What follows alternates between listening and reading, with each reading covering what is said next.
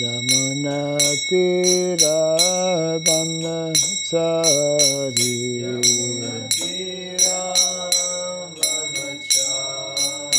Jamuna Tira Vanachari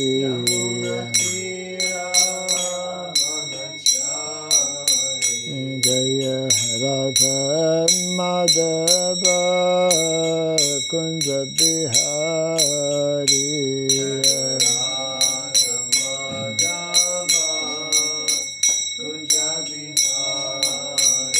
Jaya Radha Madhava Kunja Bihari Radha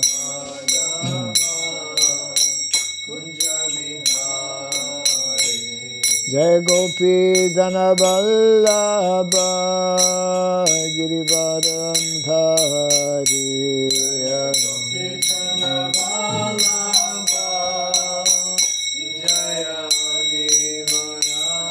Jaya Gopi Jana Vallabha Girivaram Dhari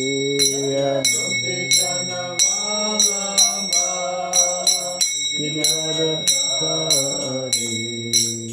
Yashodanandana Braja Janarandana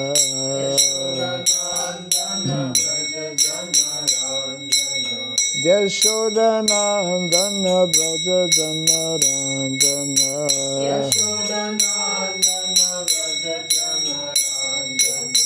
Jamuna Tira Vanachari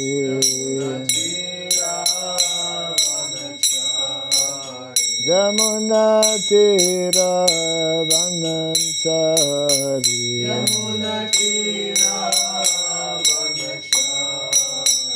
Jaya Radha Madhava Kunja Bihari Radha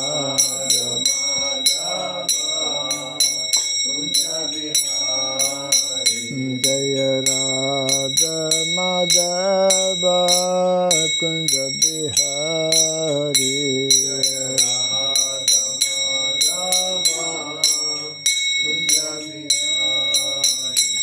Jai Radha Madhava Radha Madhava Radhe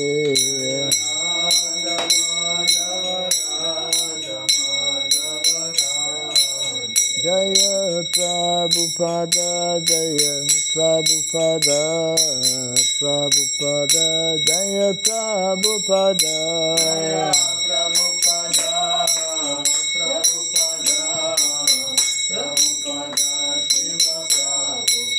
Prabhupada Prabhupada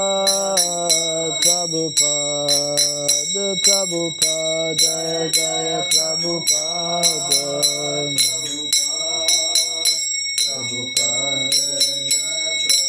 Jaya Jaya Prabhupada Prabhupada Jaya Jaya Prabhupada Jaya Jaya Prabhupada Gaura Pimanande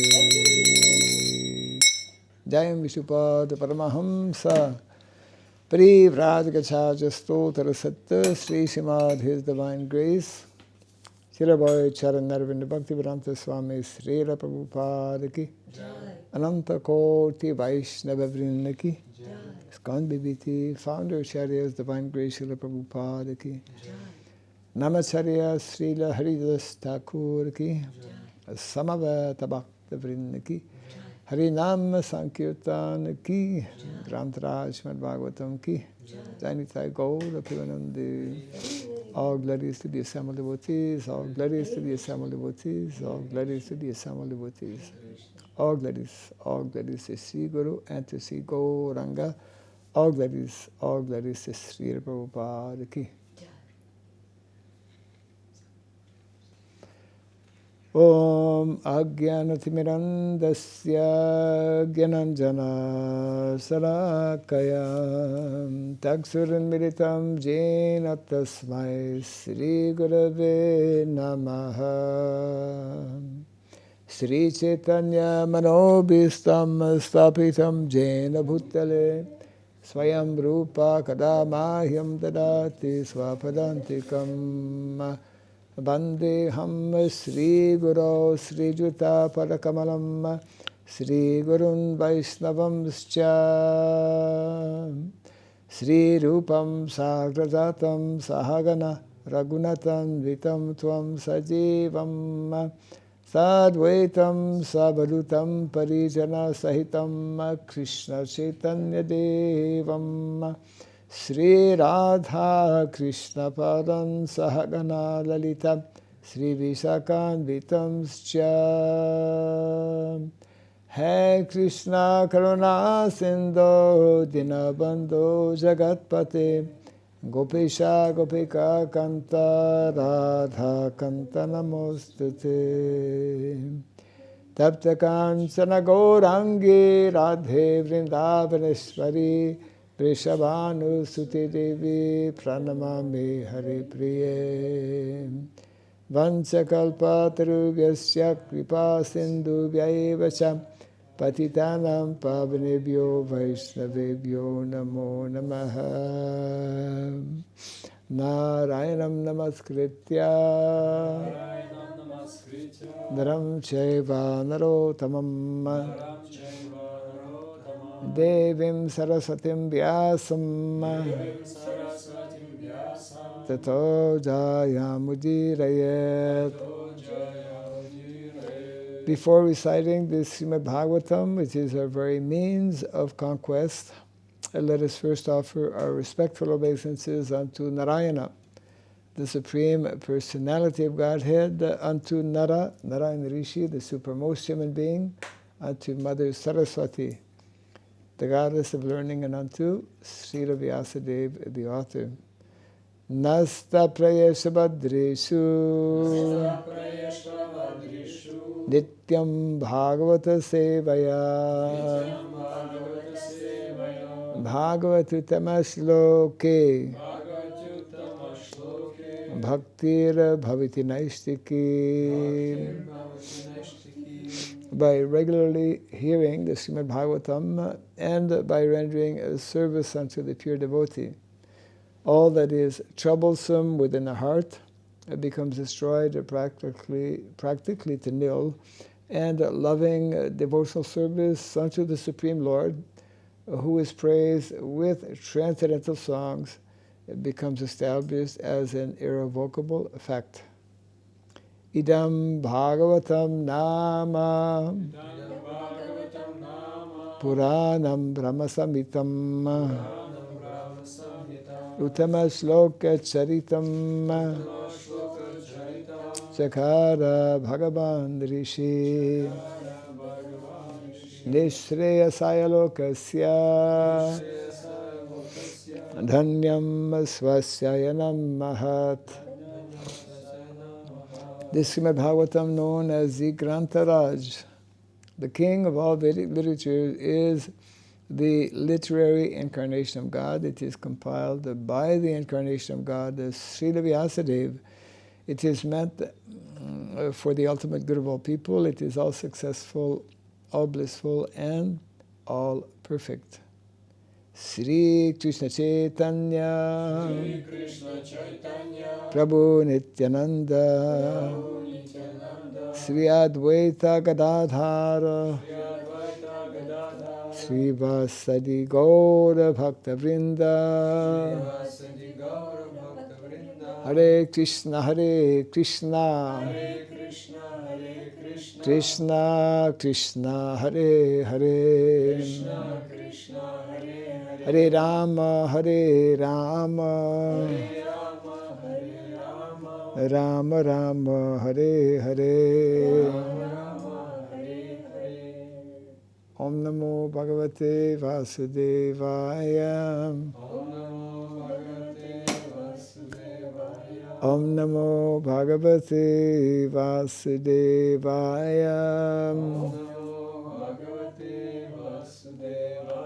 Om Namo Bhagavate Vasudevaya.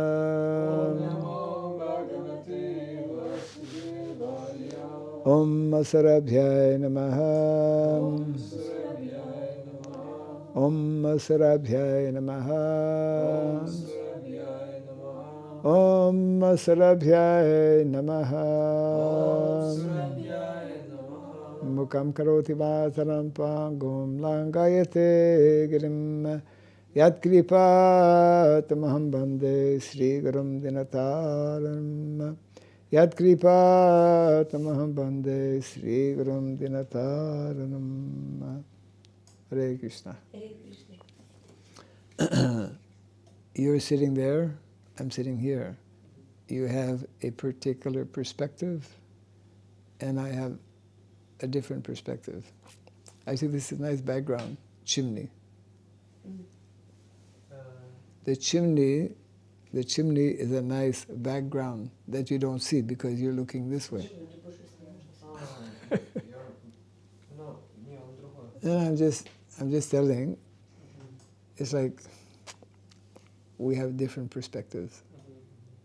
It's okay, it's like, you know.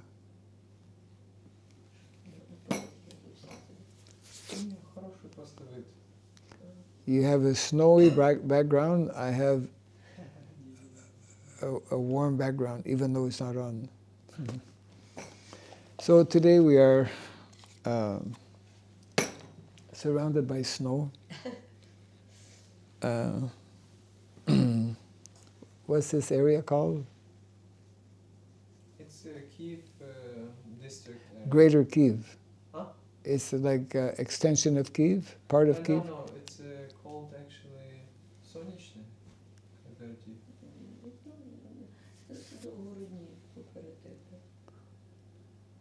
It's not even a village, it's very small kind of... Not village. Not even village, yeah. There's a closest village, Gvozdiv, called Gvozdiv, but it's not... Smaller than village. Smaller than village, yes. Okay. It's called cooperative kind of living. So there is no shop, no post, nothing. Okay.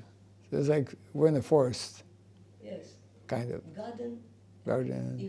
Or fields. Fields. Fields and garden. We're in the fields. So here we are in the fields, about 25 kilometers, approximately 25 kilometers from Kiev. 15, 20, like that. 15, 20. 40 kilometers to temple. Okay, 40 kilometers to the temple. Yeah, well, Kiev is quite a big place.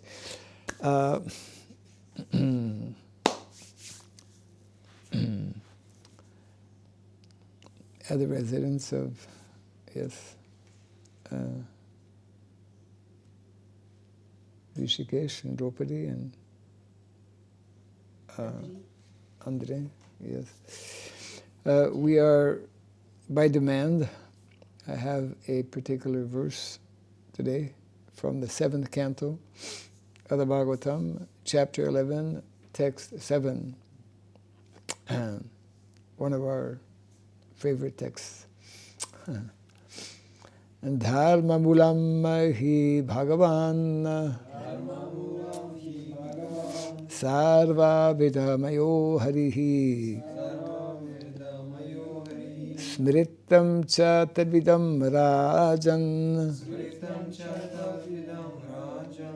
yena chatma prasidati Dharma mulam hi bhagavan sarva vedamayo harihi smritam cha tadvidam rajan yena chatma prasidati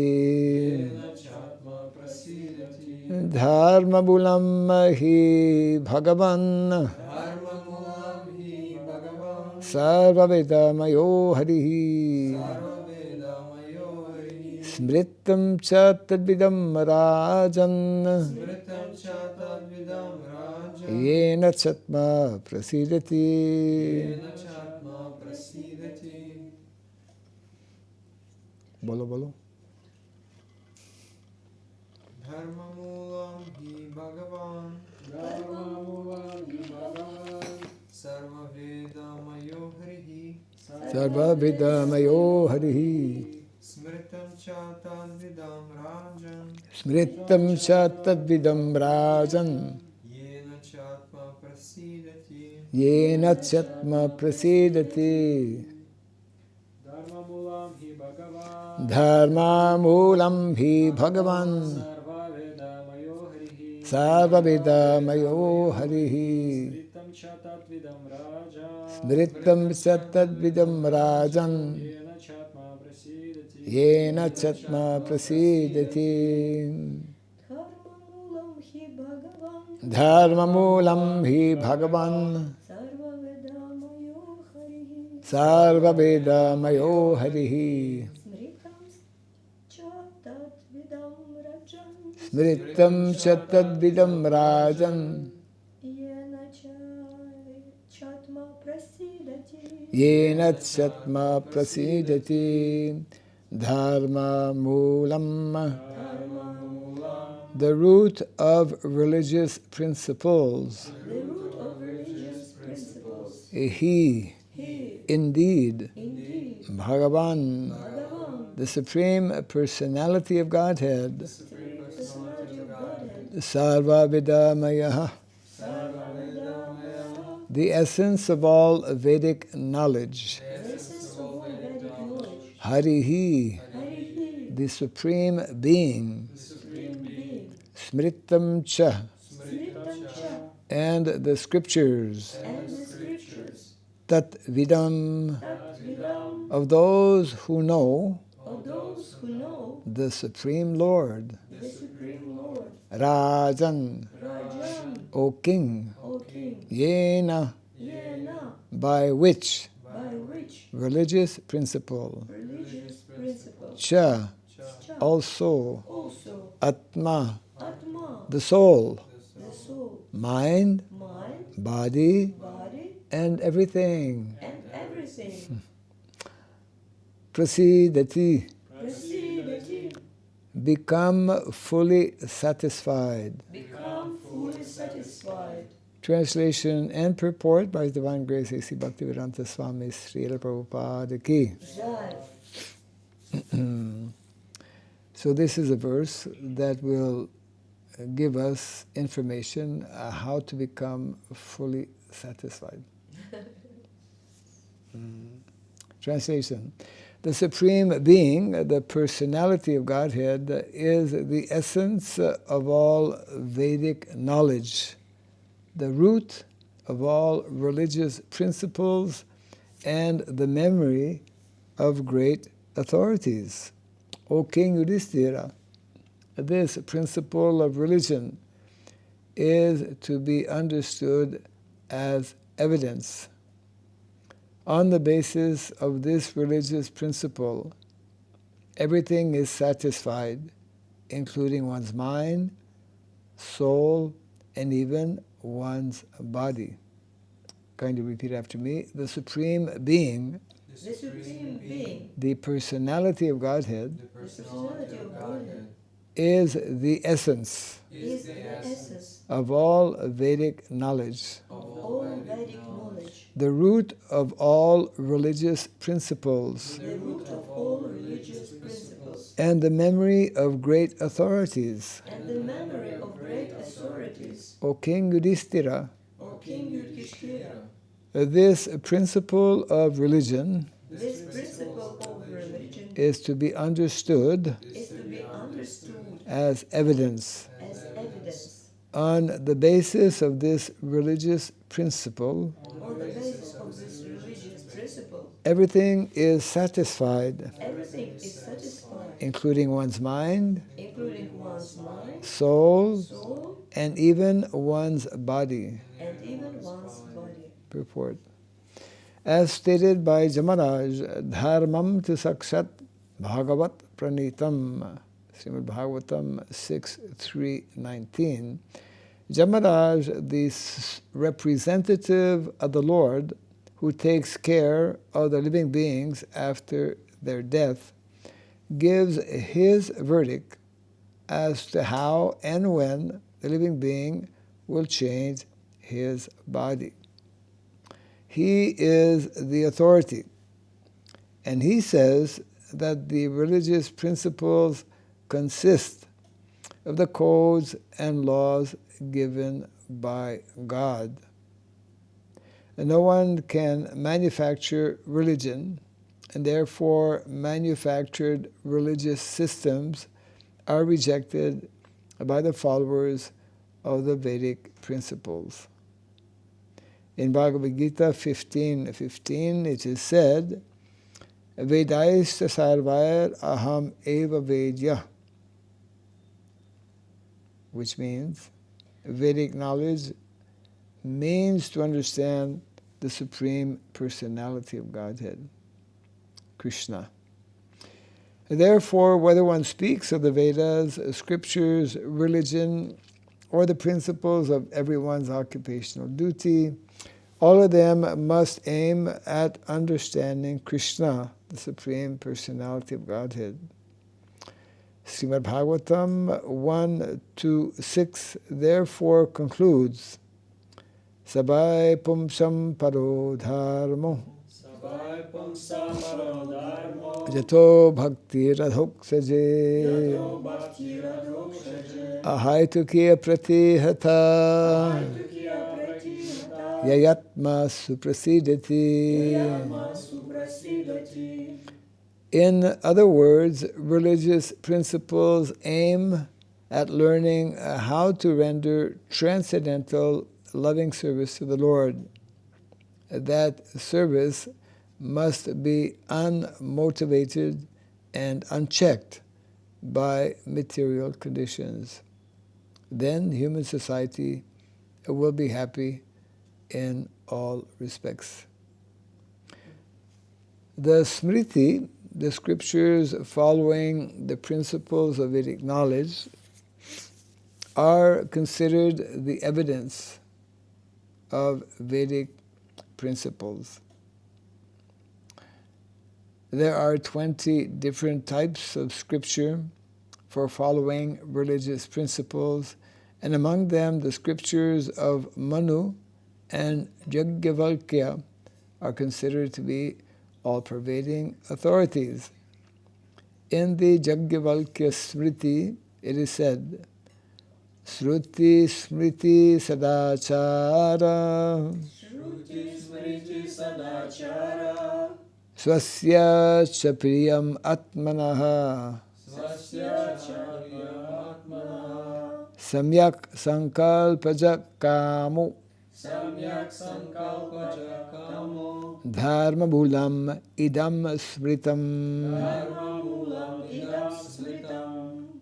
One should learn human behavior from Shruti, the Vedas, and from Smriti, the scriptures following the Vedic principles.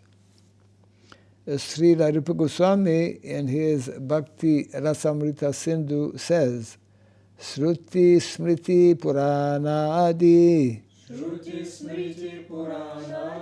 Pancharatra Vidhim Vina Aikantiki Harer Bhaktir Utpata Yaiva Kalpate. The purport is that to become a devotee, one must follow the principles laid down in Shruti and Smriti. One must follow the codes of the Puranas and the Pancharatriki Vidhi. One cannot be a pure devotee without following the Shruti and Smriti. And the Shruti and Smriti without devotional service cannot lead one to the perfection of life. And the last paragraph of this purport, therefore, from all the evidence, the conclusion is that without bhakti, devotional service, there is no question of religious principles. God is the central figure in the performance of religious principles. Almost everything going on in this world as religion is devoid of any idea of devotional service and is therefore condemned by the verdict of Srimad Bhagavatam.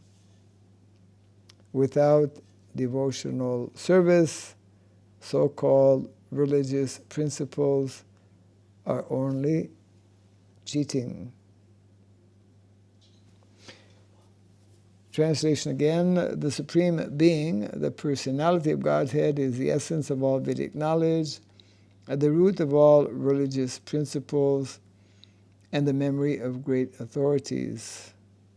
O King Yudhishthira, this principle of religion is to be understood as evidence. On the basis of this religious principle, everything is satisfied, including one's mind, soul, and even one's body. Yes.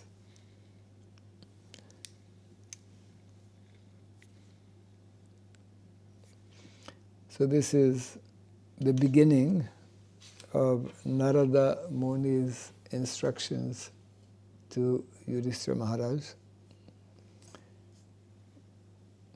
He will be very elaborately speaking on the subject matter of dharma, and specifically varnashrama dharma. This was at the request of Yudhishthira Maharaj when Narada Muni happened to visit his residence. And before this verse, actually, there's so many important verses, but there's a verse, because this is text number 7, so maybe it's text number 4 or something, whereby Narada Muni is telling to Yudhishthira Maharaj, whatever I will speak to you, it is what I have heard from Narayana. So Narada Muni is, as we know, a transcendental personality, sometimes traveling in the material world, sometimes traveling in the spiritual world. And here he will be discussing about subject matters, especially relating to grihastas, householders. So he's making this point that even though Narada Muni is celibate, so he will be speaking about householder matters. So he's making the point that actually whatever I will speak is from authoritative sources. That's one point. The main point here being that the Vedic literatures are divided in these two categories, Shruti and Smriti. And they are meant to actually complement one another. Very interesting statement being made here in the purport. The Smriti, the scriptures following the principles of Vedic knowledge, are considered the evidence of Vedic principles. What does that mean? The Smriti. So first comes the Shruti. Shruti. Shruti means to hear. Shruti means to hear. When Lord Brahma comes out of his very long meditation, then the Lord, being satisfied by his tapasya, he speaks the Vedas. He reveals Vedic knowledge. And therefore, that is referred to as Shruti. Shruti, what is heard, what has originally been heard by Lord Brahma after his prolonged meditation. And Shruti is especially referring to spiritual, transcendental subject matters. In addition to Shruti, there is Smriti. Smriti is also part of Veda, but it generally deals with, we could say, the application of Shruti. How to, in a practical manner, live or abide by these principles of Shruti. So that's why it mentions here that the Smriti, which, in other words, Smriti means subject matters that that are in relation to how we live in the material world, which are meant to be reflecting Shruti. So here it says that the Smriti are the evidence. And of course the essence here, the essence, most important, is that everything needs to be connected with devotional service to Krishna. So if people don't know who is Krishna, they cannot, and most people don't know actually. So many people, majority, all of those who practice some kind of spiritual life, they believe in the subject matter of transcendence, but very few people know about the personal aspect, isn't it? Which is a subject matter in the beginning of the Bhagavatam. Vedanti tat tattva vidam tattvam yas gyanam advayam brahmiti paramatmiti bhagavan iti sabjate.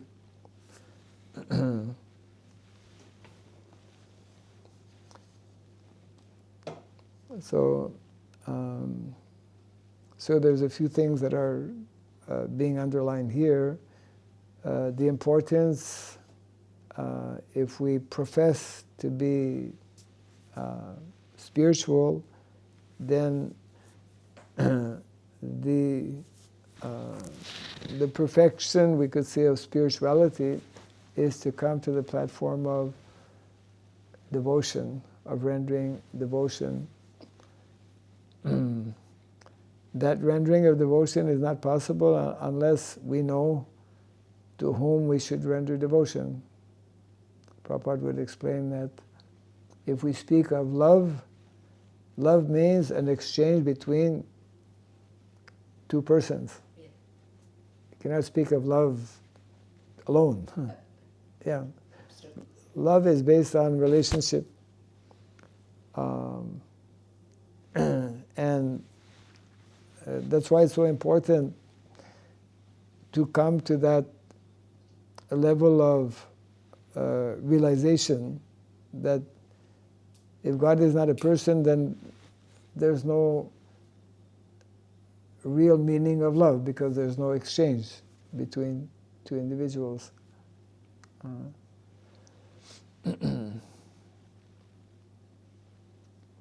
So Shruti and Smriti, Prabhupada makes a point, makes this point in the purport also.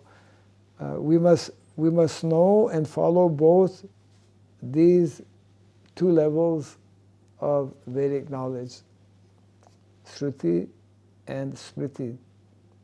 And that's why within the system of dharma, specifically Varnashrama dharma, if Krishna is not in the center of our activities, that system of Varnashrama dharma, it's still referred to as Varnashrama dharma, but then it becomes Asurik Varnashrama dharma, because there's no Krishna. There's no, and if there is no Krishna, means there's no devotion. There's no opportunity for. So this verse is mentioning dharma mulam hi bhagavan. The root of dharma is Bhagavan, means person. Sarva Veda Mayo Harihi. All of the Vedic literatures, both the Shruti and the Smriti section of the Vedic knowledge, they are teaching the same, they're pointing to the same, means Hari, means Krishna. And what is also nicely pointed out here, Smritam cha tadvidam rajan.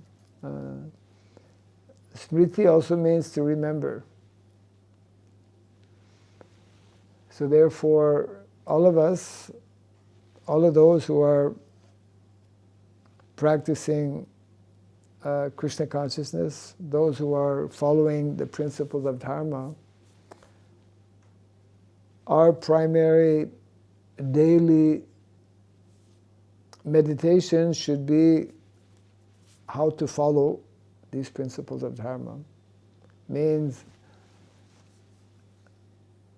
one of the important characteristics of someone who is following dharma is that he is constantly endeavoring to remember and to act on these principles of dharma. So it's only when all of these things come together that we know about Shruti and Smriti, and they're both properly understood, both properly followed, and we make that endeavor conscientious or conscious endeavor to remember that the primary goal and purpose of life is to follow these principles of dharma. Then smritam tadvidam rajan yena satma prasidati. Then our whole life, our material life, our social life, our emotional life, our spiritual life, everything becomes prasidati. Prasidati means satisfied, fully satisfied. So everyone is striving for happiness, for satisfaction, but unfortunately most people don't know the process by which to become fully satisfied. And of course, Prabhupada gives reference to, we're reading from the 7th canto, Prabhupada gives a reference to the 1st canto, very well-known verse that is showing, that is explaining what is meant to be the nature of this activity of devotion. So the verse, Savai pum samparo dharmo Jato Bhakti Radhok Saji Ahaitukya Pratihata Yayatmasu Prasiditi.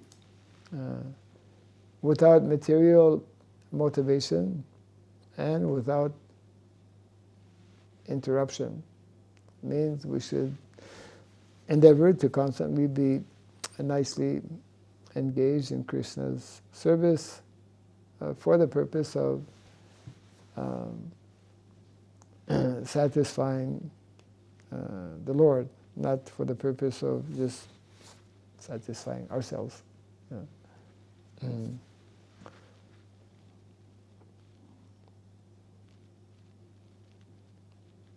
So, in this way, Narada Muni is giving a very important instruction regarding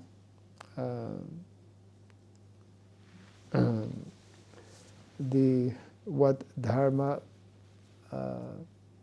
is meant to be, and underlining or explaining these two aspects that we find in the Vedic literatures, the aspect of Shruti and Smriti. What is Shruti also referred to? One kind of vidya. There's two kinds of vidya. Vidya means knowledge. So there's two kinds of knowledge in the Shastra, in the Vedas. In all the Vedas. You ask Shruti or Smriti? Shruti, Veda, Yes. for Vedas, and what Upanishad as a part of the Veda, every Veda. The question is, what are the two types of Vedas? I mean, Vidya, I'm sorry, not Veda, Vidya. Aparavidya. So which one is which?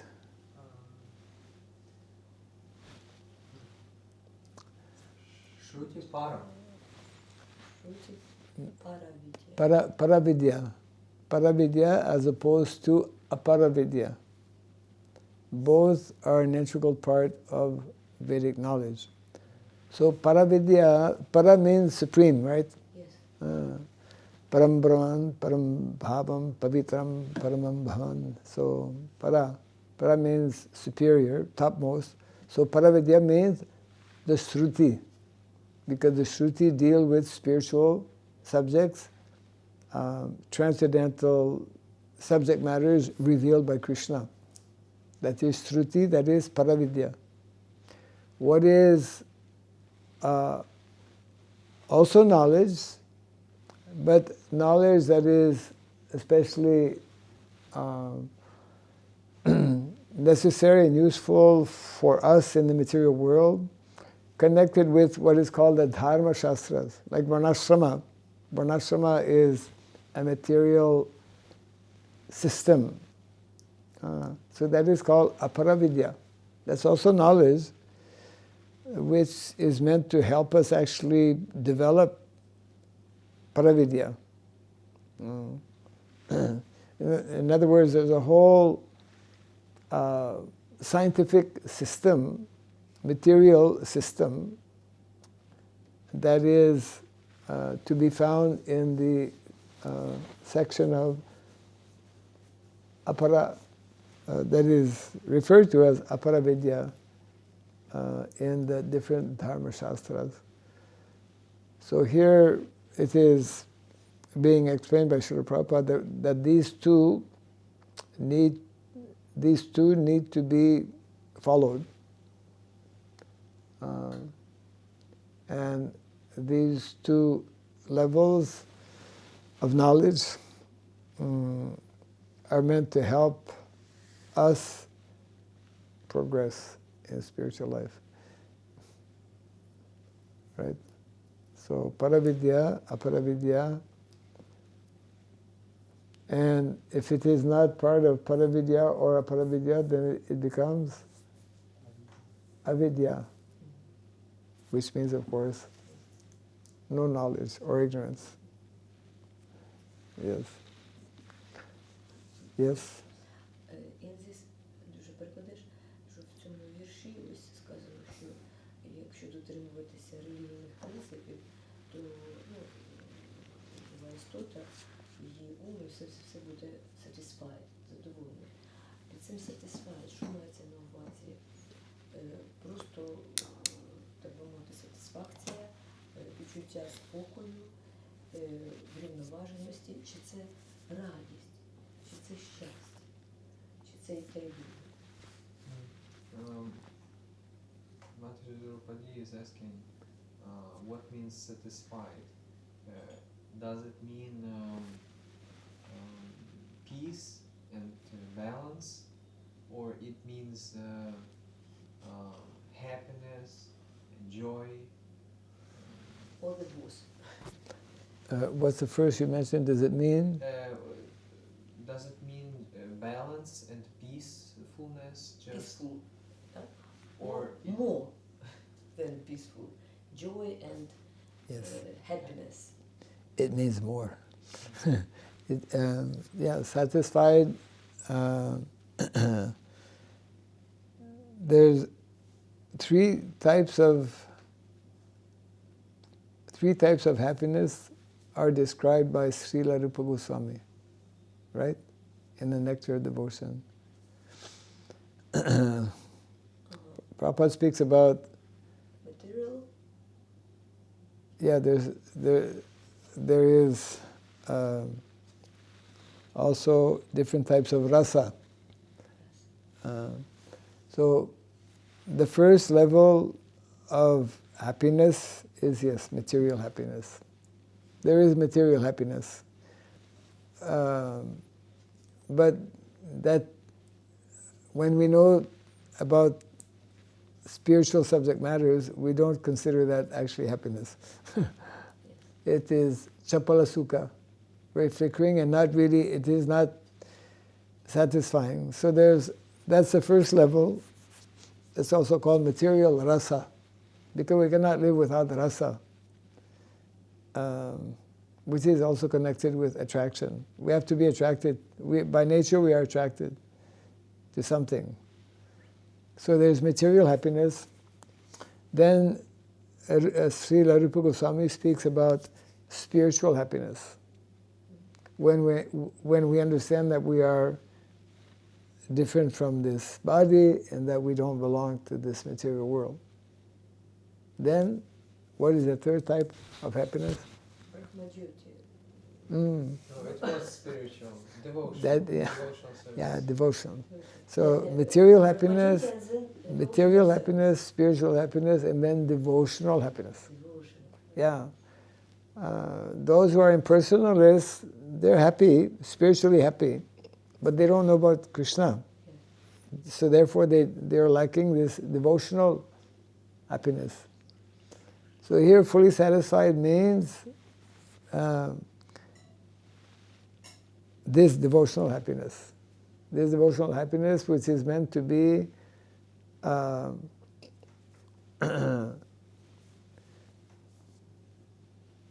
always present. It's only such type of happiness that can be always present. So ahaituki apratihata. The jiva, the soul, the spirit soul is hankering for that type of happiness, because that's our nature. By nature we are Satchit Ananda, isn't it? Krishna is Satchit Ananda Vigraha. We are his part and parcel, so we also have that same quality, same nature of Sat, eternality, Chit, knowledge, and Ananda. So the real Ananda, that's why there is these 5 levels of consciousness that are described also. Anamoy, Pranamoy, Gyanamoy, Vijnanamoy, and then Anandamoy. Yeah, Anandamoy. But generally there's 2 kinds of Ananda. There is, spiritual happiness, that is called Brahmananda. Spiritual happiness, general spiritual happiness is called Brahmananda, but devotional happiness is called Premananda. And what is also nicely explained is that, Prabhupada, just to make the point, Premananda means Sevananda. By seva. By seva, by service. By service ultimately to Krishna. By service to Krishna or service to what is dear to Krishna. Isn't it? The Vaishnavas are dear to Krishna. Cows are dear to Krishna. So when we serve the cows, the brahmanas, devotees, like that, Krishna becomes very pleased. So that is Sevananda. Yes. So we are meant to be always engaged and absorbed in seva, some kind of seva. Then we will experience actual ananda, permanent ananda, topmost ananda, premananda.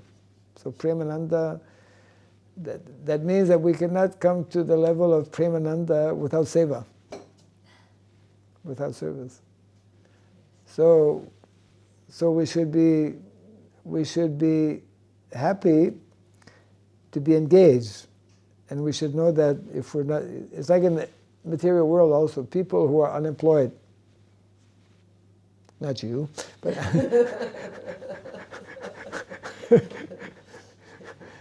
well, we were talking at one time. He has so much work. He gives Bhagavat. He's a busy guy. Yes, individual. The point I'm making is that actually nowadays in the world there are many people who are jobless. And when they're not devotees, it's a problem. If one is a devotee and jobless, it's not a problem. One can find so many things to do.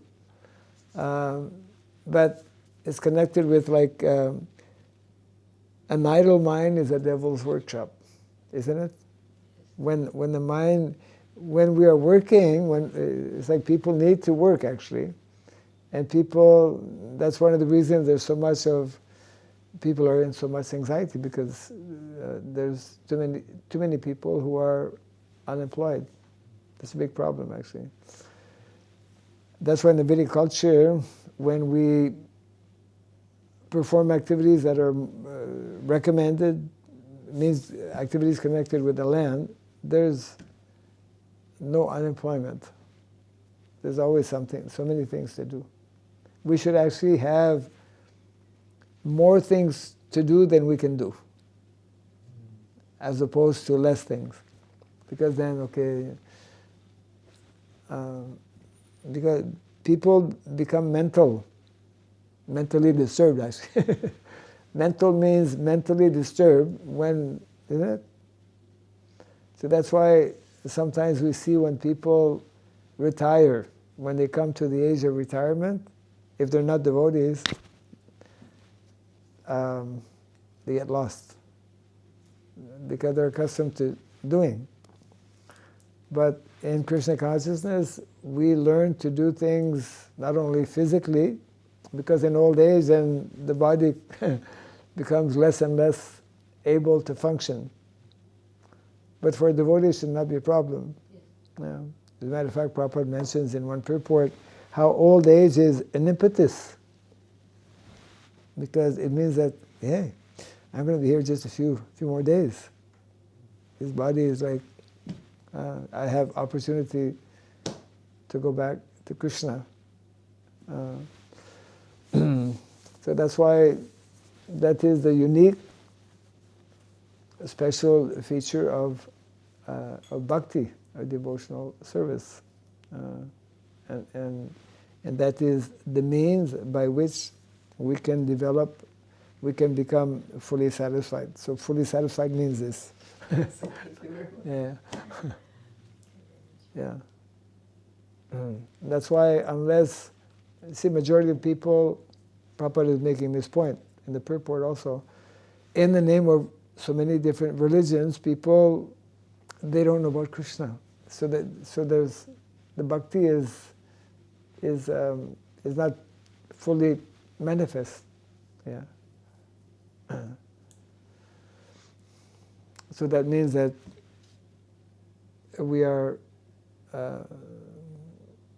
extremely fortunate to have come in contact with this knowledge and this process of bhakti, and of course it is up to all of us to take advantage of that process and to be always eager to do some seva, as opposed to not. Yeah. Yeah. I wanted to ask about the word ahaituki, without causeless. So, of course, it means no material cause, but what about when we expect this spiritual happiness? Is it considered a pure devotional service? Can it be considered really ahaituki? Because one thing when we read how all these residents of Vrindavan, they have all this ecstasy, and they really ahaituki because they already have it. But when you don't have it and you expect it from Krishna, is it ahaituki? No, because there is some desire cannot be stopped, but the perfection is not simply to be all the time in such kind of ecstasy. I mean,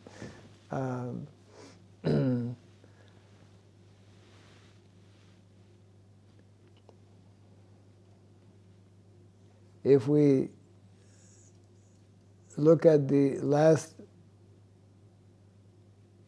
prayer in the Shikshastakam, how does that go? I know no one but Krishna is my Lord, and he shall remain so even if he handles me roughly in his embrace or makes me broken-hearted by not being present before me.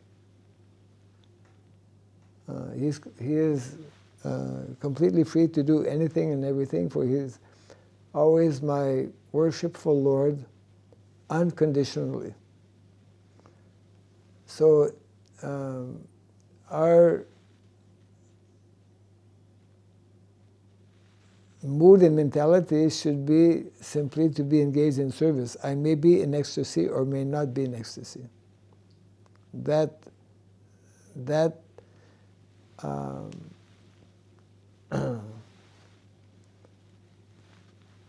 position of, let's say, feeling Krishna or experiencing Krishna or experiencing ecstasy is dependent on the mercy of Krishna. It's just like Vigyan also. Vigyan is connected with very a deep level of realization. So that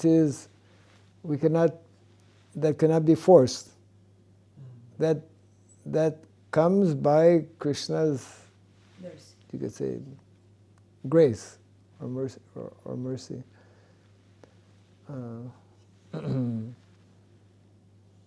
So, in other words, we are meant to primarily be satisfied in being engaged in Krishna's seva, whether, I mean, that whatever seva, whatever service that may be, we may experience or not experience such kind of, let's say, ecstasy, but that basic satisfaction still will be there. That is explained in the 9th chapter of the Bhagavad Gita, 9.2, Susukam kartam avyayam. The process of devotional service, bhakti, it is very pleasantly performed. We experience satisfaction, but sometimes devotees, may be unnecessarily overly hankering for some kind of,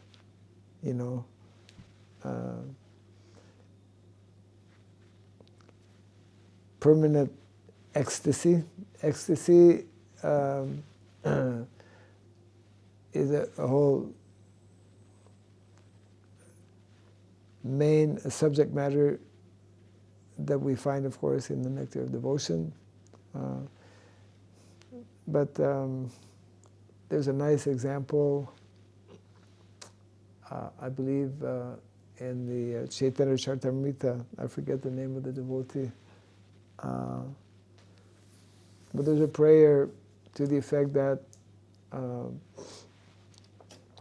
let not too much ecstasy come my way, because then that will hamper my ability to render devotional service. Daruka. Krishna's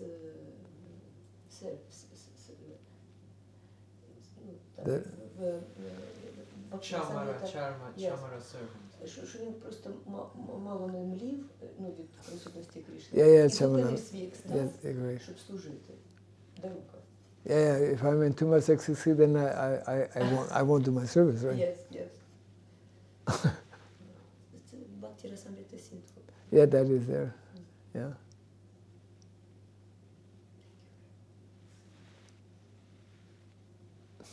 Yeah. So there's high and high.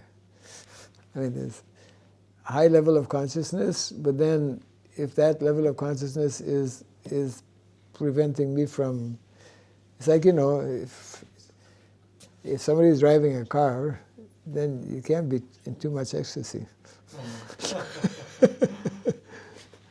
And forget that you're on the road and there's heavy traffic and whatnot. So everything has a time and place, and as devotees we learn to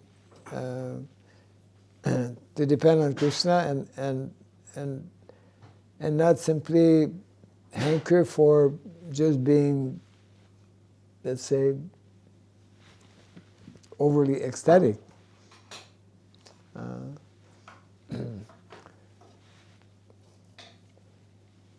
We leave that in Krishna's hands, and our primary goal and objective is simply to serve.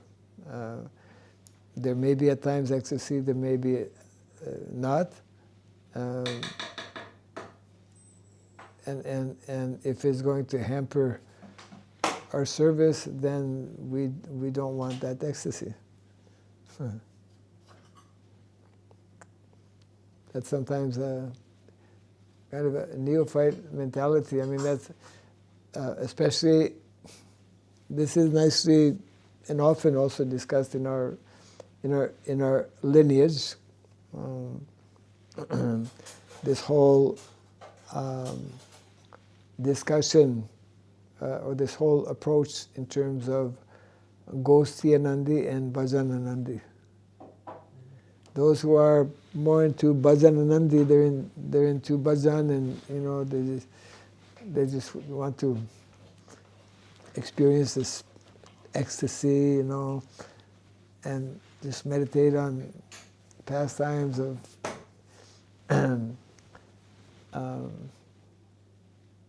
Krishna and Vrindavan, like that. Whereas there were many discussions, many articles actually written on this subject matter during the time of Srila Bhakti Siddhanta Saraswati Thakur. who was especially promoting and emphasizing the aspect of Gosyanandi, which means preaching. And that through those activities, because preaching means trying to bring to as many conditioned souls as possible the message of Krishna consciousness. So there's a whole ecstasy there in being engaged in those activities as well. Yeah. What's the use of, this was a point being made. For us, as devotees, self-realization doesn't mean just for ourself. Self-realization means actually trying to encourage as many people as possible to take up the process of Krishna consciousness.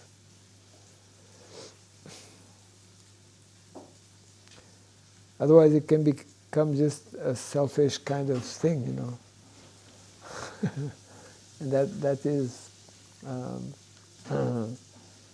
that becomes dangerous. That can become dangerous. That is not to minimize or to reject the whole idea of ecstasy, but there needs to be a balance. Yeah. Okay. Anytime after 9 o'clock, it's like the mode of passion kicks in. People start getting up, going to the stove. And here we are in the country, so there's not very much noise, but in the city, that traffic and whatnot, which means we'll bring our Bhagavatam class to a close. Jai Grantaraj Srimad Bhagavatam ki. Jai Srila Prabhupada ki. Hare Krishna. Okay.